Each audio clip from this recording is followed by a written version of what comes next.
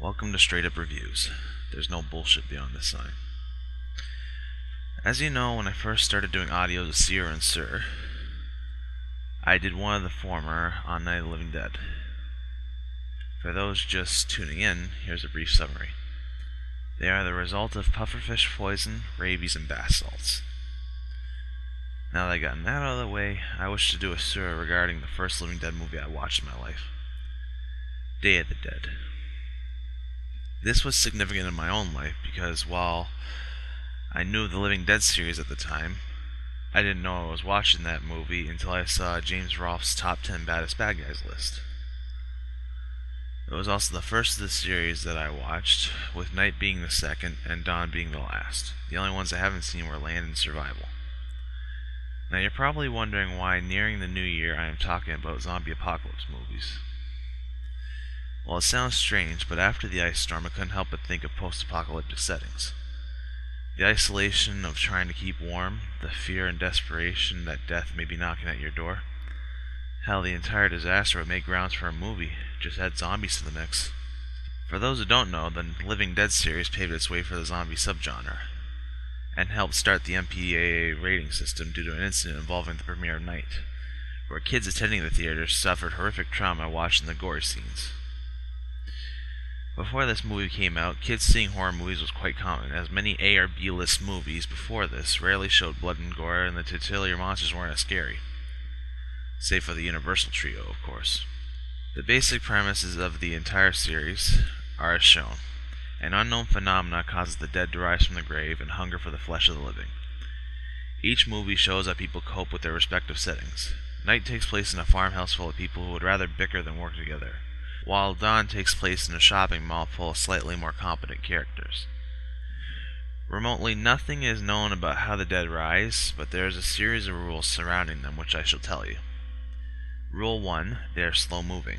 Rigor mortis and any fatal injury sustained in life would limit their movement. Rule 2.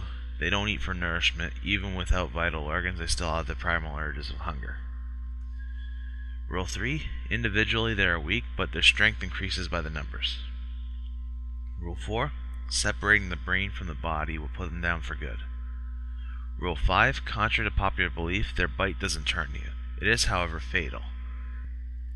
That said, any death not associated with 4 will cause you to rise. Then there's Day of the Dead, which takes place after the events of Dawn. It surrounds a military base divided into 3 separate parties. The first party is a group of scientists. They are tasked with studying what makes the dead tick.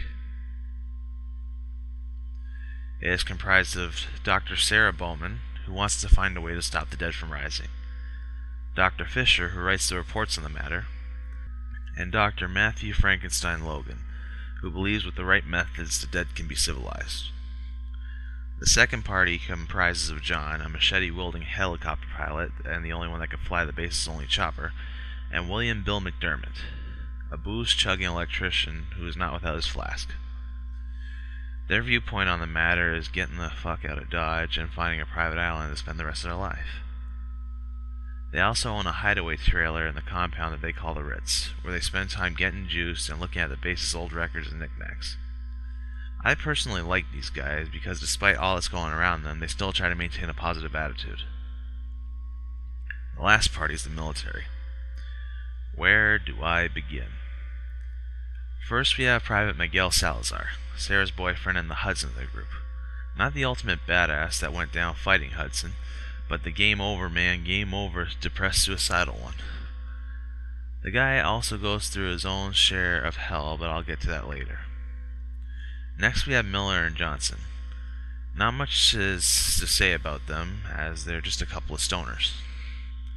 Then there's Rickles, Torres, and Steele. Neanderthal-like soldiers with a crazy attitude on how to handle the situations.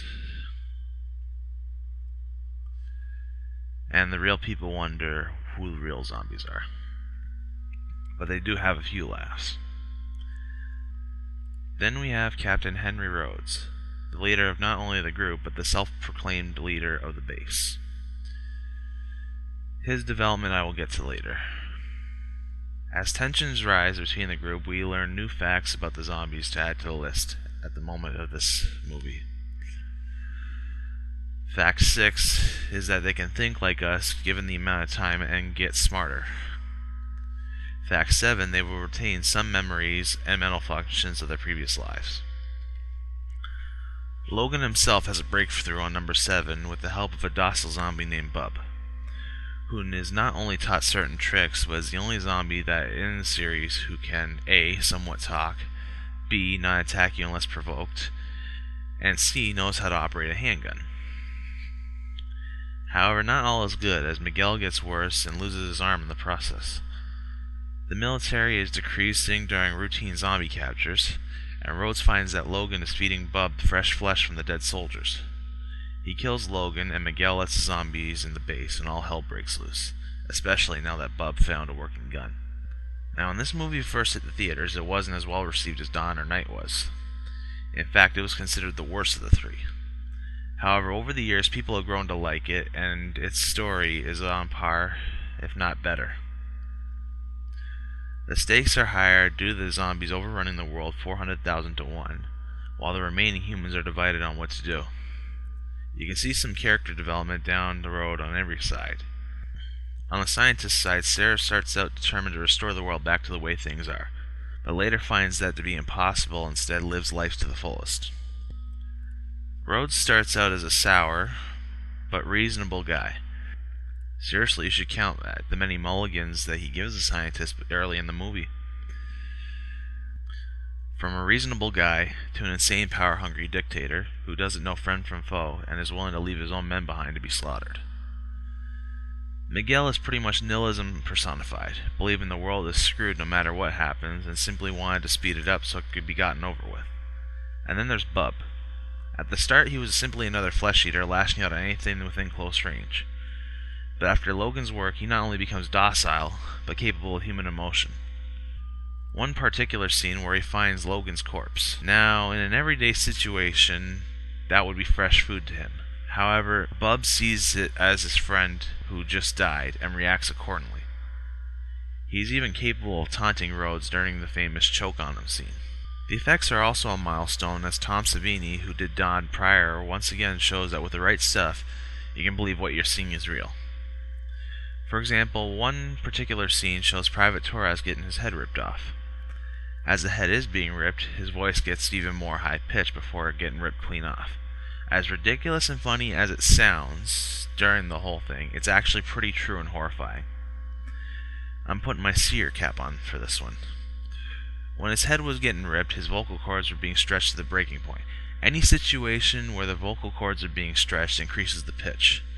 However, I advise you not to try it at home in this particular manner because it will kill you. All in all, Day of the Dead is very underrated and worth the watch. As usual, debate, argue, and let me know what I missed. Stay tuned for more.